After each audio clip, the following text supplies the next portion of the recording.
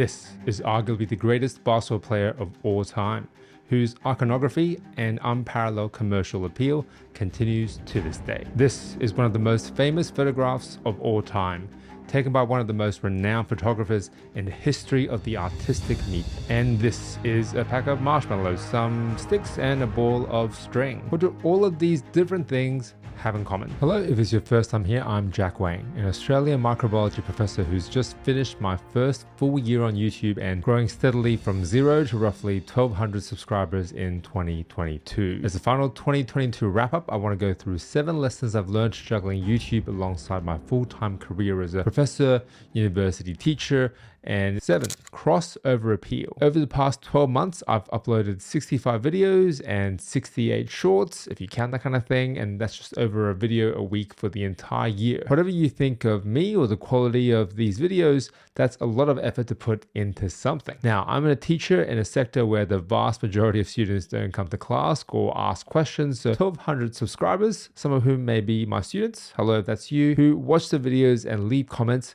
is amazing to me. But maybe you were expecting more growth after a year, especially if you want YouTube to be your full-time job. Unlike many other YouTubers out there, I don't make videos to escape my 9-to-5 job. I make videos so that I can keep my job as a professor and university teacher and hopefully do that job better in more innovative ways. My channel's focus is on my areas of expertise: science, employability, education, and every time I make a video, I need to think about new ways to talk about those same topics. The next time I'm then asked to teach a new lab skill or deliver a keynote presentation at a conference, or let's say give career advice to a bunch of graduating students, I've already thought more and more deeply about that topic in new and different ways ahead of time. The very act of uploading a video makes me better at explaining and communicating those ideas. And it doesn't matter if the videos don't get views. Well, it kind of does, so please watch if you can, because I've already gotten most of the value through its crossover appeal into my day job. 6, it's all about the writing. The only way I managed to sustain a consistent upload schedule on top of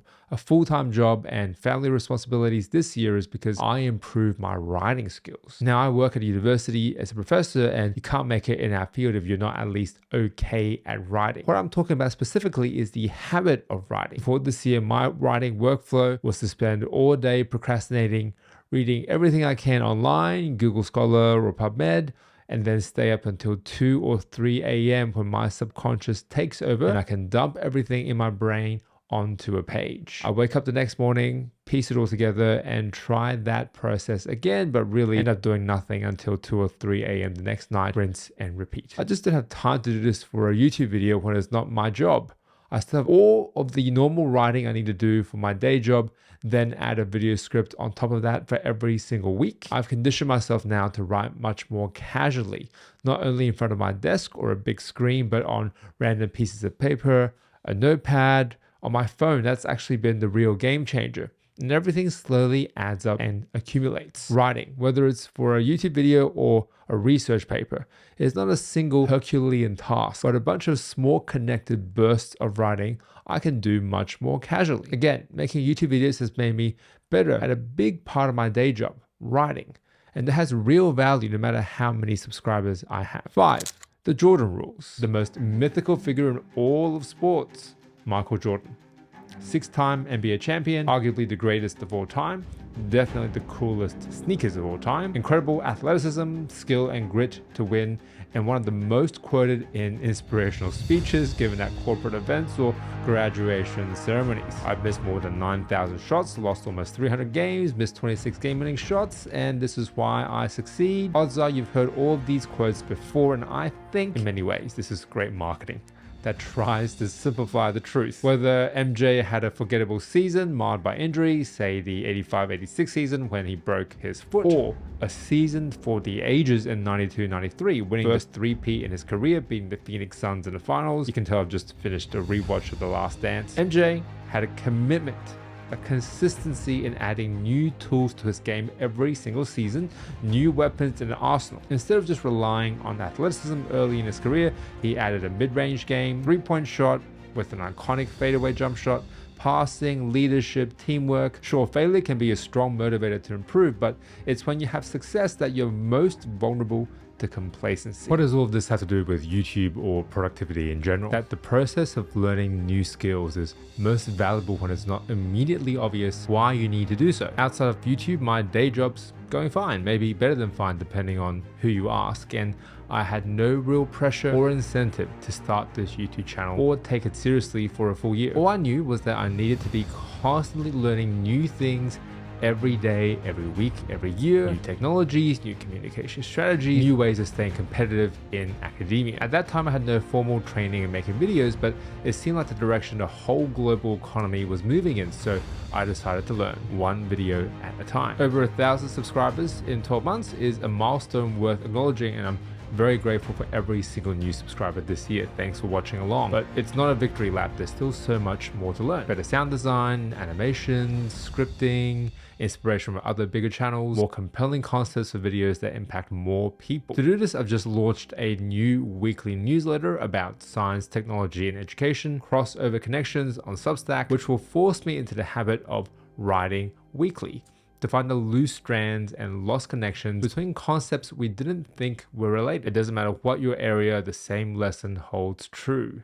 A commitment to improving bit by bit, year over year, even when we're at our supposed peak, is one of the most sustainable ways for developing long-term success, and we don't have to be Michael Jordan to make it work in our context. 4. Consistency over excellency. It turns out that just showing up consistently every day, every week, is the biggest determining factor on whether you'll improve at that thing or skill. There are weeks this year when I just didn't have enough time, but I made that commitment to make a video every week. So I had to become more creative and more efficient to get everything done. One example of this is batching, grouping similar types of tasks and doing them all one after another before moving on to the next group of similar tasks. Batching is a huge time saver. Instead of fixing, let's say, the sound and then adding some text on screen and then changing the color of one clip, just go through and fix the sound for every clip, then add all the text for the entire video. This batching or chunking saves a lot of thinking and cognitive burden. When you're doing the same thing again and again, you don't have to think as much. This also translates into my day job. I spend some time at the start of each week organizing all my tasks into buckets and just do one bucket of very similar tasks at a time before moving on to the next bucket. The quicker I was at making videos, the more videos I made, the more chances I had to get better at making different types of videos, which in turn improved my online communication skills,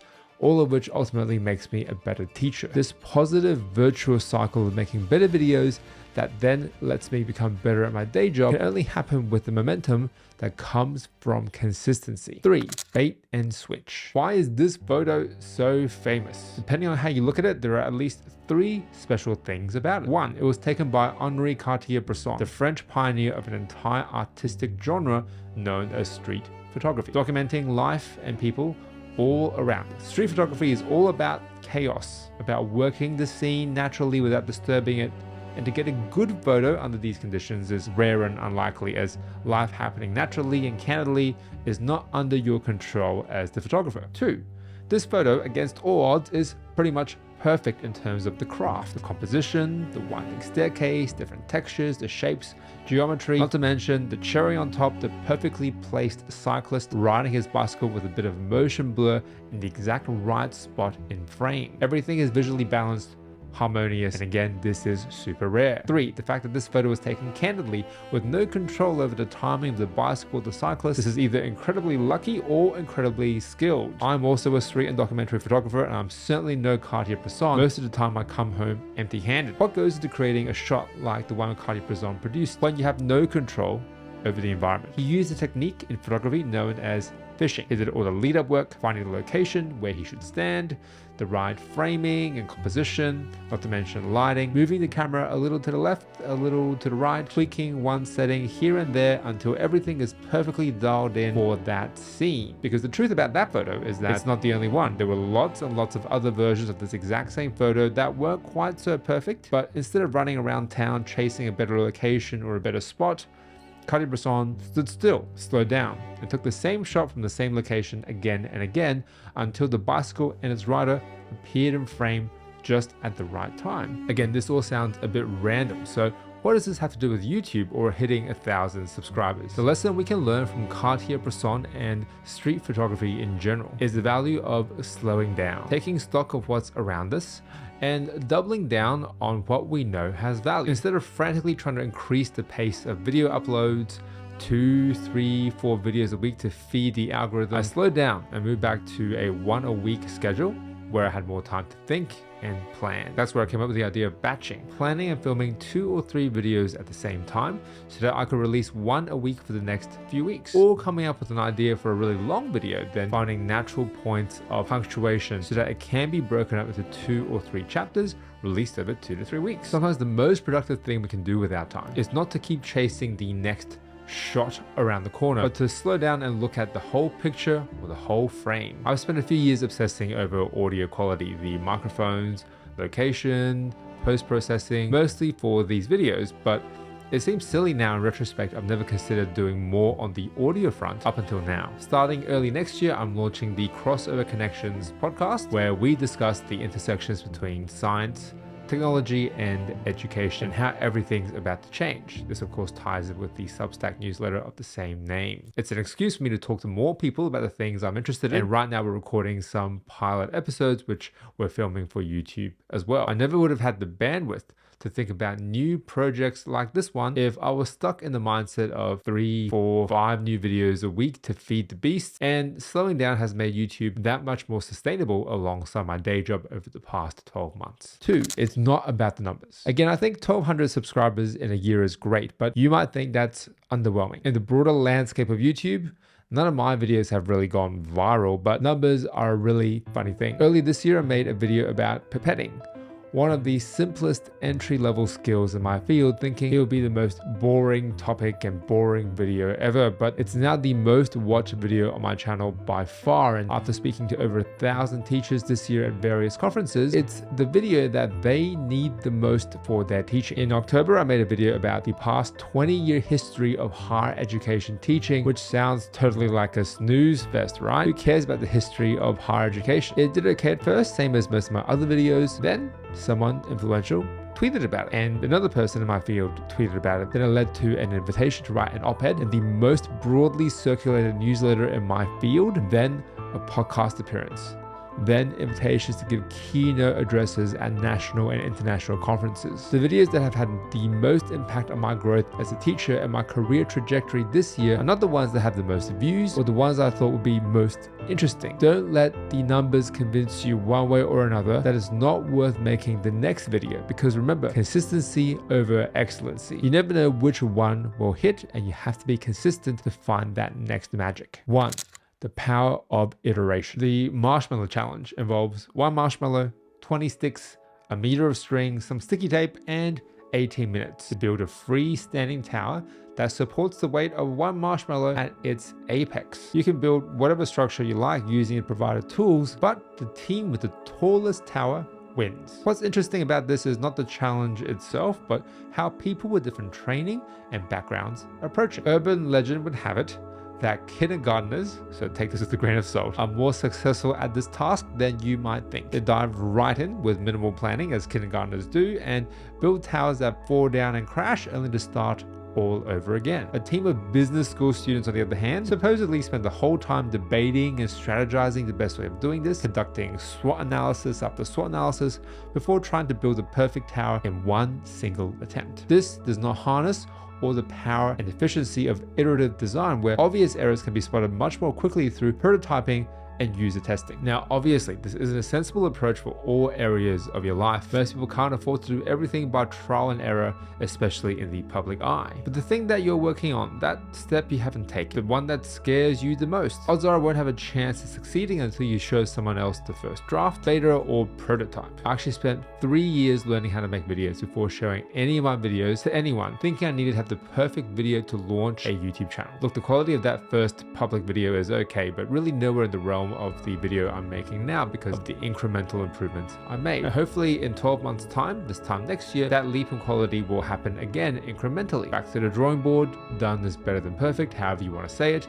It's the iterative nature of design that provides the forward momentum for change, not the paralysis of indecision due to perfection. The other lesson I've taken away from the Marshmallow Challenge is the value of different perspectives. I spend my days talking to other microbiologists, and we all approach tasks and perceive new information in pretty similar ways. Do I think our way is the best? Well, of course, but maybe I should spend more time around kindergartners and marshmallows. Seriously though, I'm putting in conscious effort to expand my networks and talk to more people from different areas. The crossover connections, Substack newsletter, the podcast that accompanies it are all attempts at doing that exact thing. Over the past few weeks, I also committed to doing some crazy things outside of my comfort zone. A science comedy panel show, absolutely terrifying to have to be funny about science, talking about learning and cognition, and making videos to neuroscientists at their big national meeting. That's even more terrifying. I could have easily said no to all of these opportunities and really gotten a lot more sleep heading into Christmas. But again, it's when we're a step outside of our comfort zones, in my case several miles consistently out of my comfort zone, when we learn the most. This video is a bit of a look backwards at the past year, but if looking forward is more your thing, you can find my video on AI, artificial intelligence, and the future of education here. I never know who watches these videos all the way to the end because you're in the very small minority of viewers, so feel free to leave a comment so I know who's watching this. Here's to an even more productive year next year. I'm Jack Wang, thanks for watching, hope to see you in the next video.